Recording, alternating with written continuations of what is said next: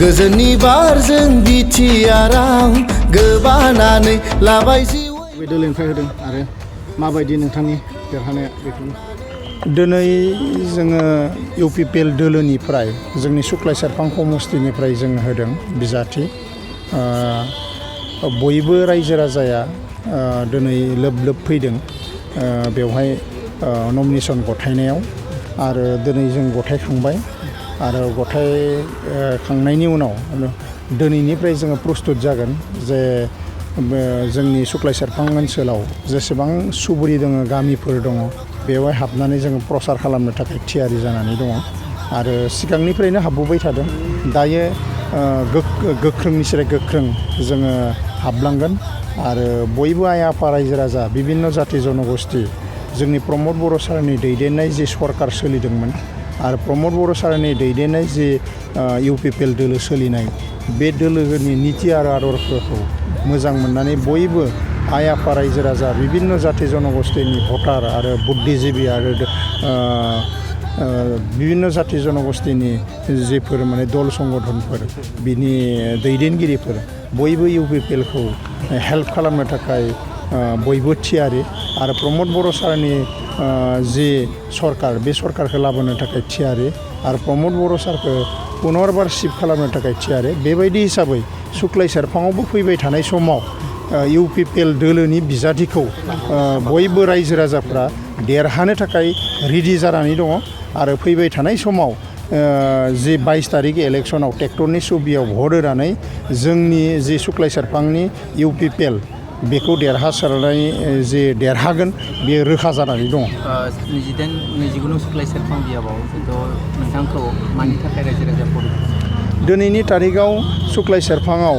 जोङो थांनाय 2020निफ्राय जे प्रमद बर' सारनि दैदेननाय जे सरकार बे सरकारा जोंनि ओनसोलनि बिभिन्न जाति जनगोष्ठीनि सम मर्यादा सम उन्नयन सम बिकास खामानि मावदों आरो बेनि अनगायैबो जोंनि ओनसोलाव मोनसे गिख्रंथाव थासारि आरो गुबुंले थासारिमोन बर' अनार' जोंनि सुक्लाय सेरफाङाव सृष्टि जादोंमोन दिनैनि तारिखआव बे बर' आरो अनाबर' बे शब्दआ जोबदों आरो बयबो मिलाप्रितियै जोंनि सुक्लाय सेरफाङाव गोजोन आरो थासारिखौ लानानै संसार जाना दङ जोंनि आइ आफा रायजो राजा बिभिन्न जाति जनगोष्ठीया खौसे जानानै दङ बिनि थाखायनो आरो प्रमद बर' सारनि जिफोर सारि बोसोराव जोंनि सुक्लाय सेरफाङाव गोबां खामानि मावदों उन्नयननि जात्राखौ देखायदों आरो बिनिखायनो फैबाय थानाय समाव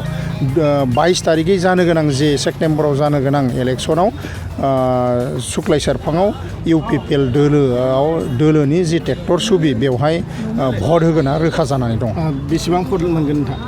दिनैनि तारिखआव जोङो बांद्राय बुंना लाया मानो होननानै बुङोब्ला भटनि बेलायाव रायजो राजाफोरानो भटारफोरानो राजा आरो बेबायदि हिसाबै दिनैनि तारिखआव मोनथाम जि दोलो